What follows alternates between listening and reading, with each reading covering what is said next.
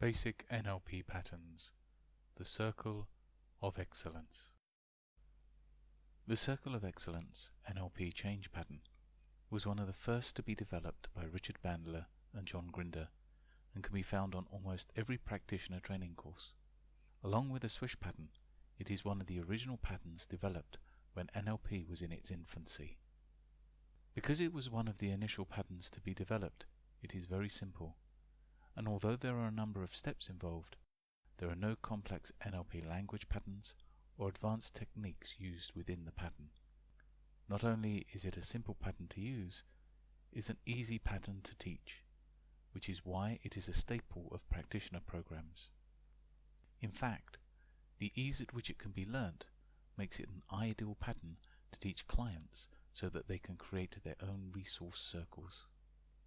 The simplicity of the pattern belies the fact that the Circle of Excellence is extremely flexible.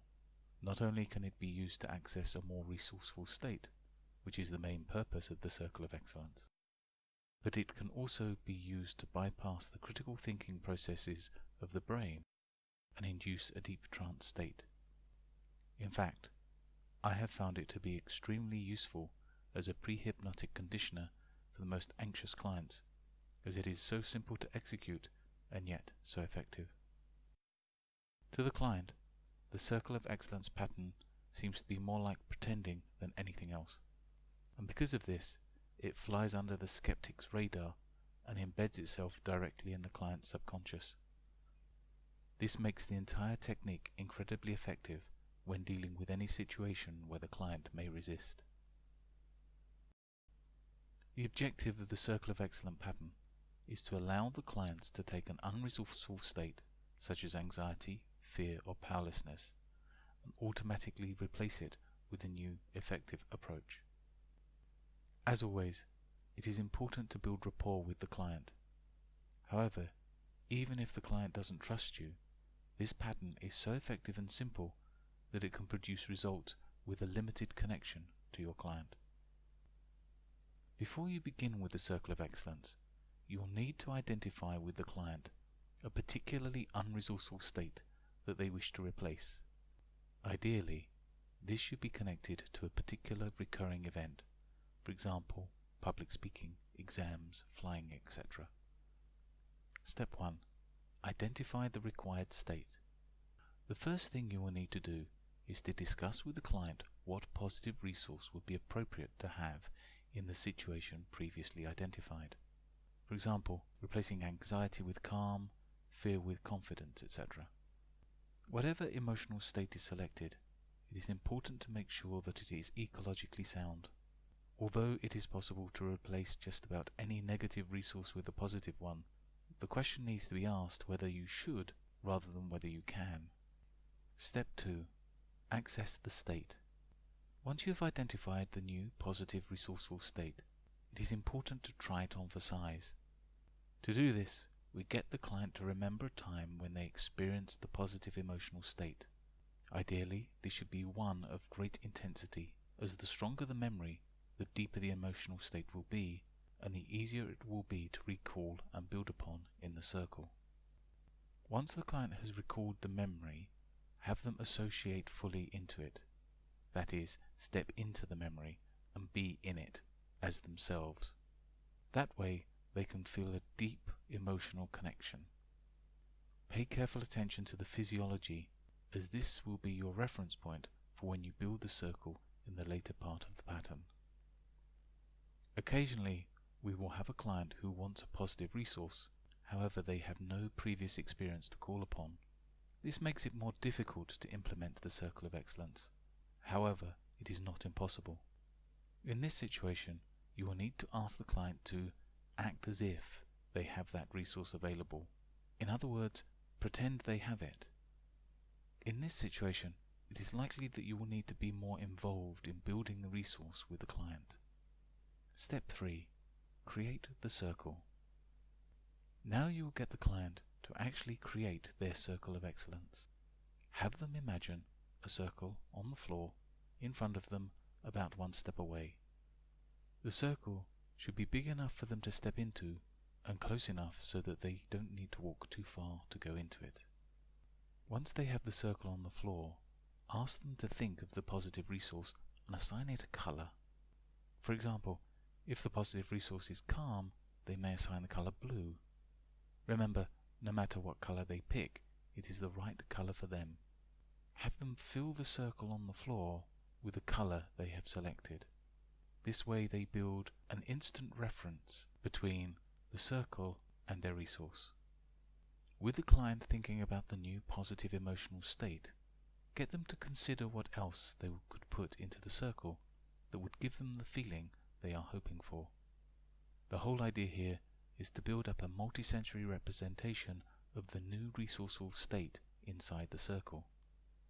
So, perhaps a client who is looking for more confidence could find a particular stirring music, or one that is hoping to find greater calm might add the smell of the sea or scented candles. Whatever it is likely to be both unique and common. Unique in content, but common in style. Step 4. Step into the circle. By now, the client should have built up a basic representation of the resource in the circle. It is a simple case of having the client step into the circle and fully associating into the resource. That is, taking on board the emotional state that they have built up within the circle. It is important at this point to pay close attention to their physiology, as this will give you a good indication as how deep they are within the representation.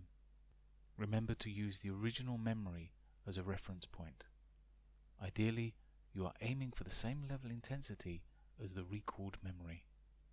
Give the client a few moments inside the circle, asking them to make a mental note of what could be added to make the circle more effective. If you are an experienced practitioner, you can use several techniques to increase the intensity of the emotional state.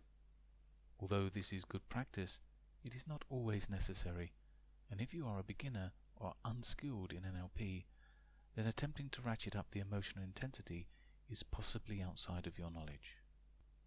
Be aware that the circle of excellence is pretty effective even without increasing the intensity of the emotional response. Step 5.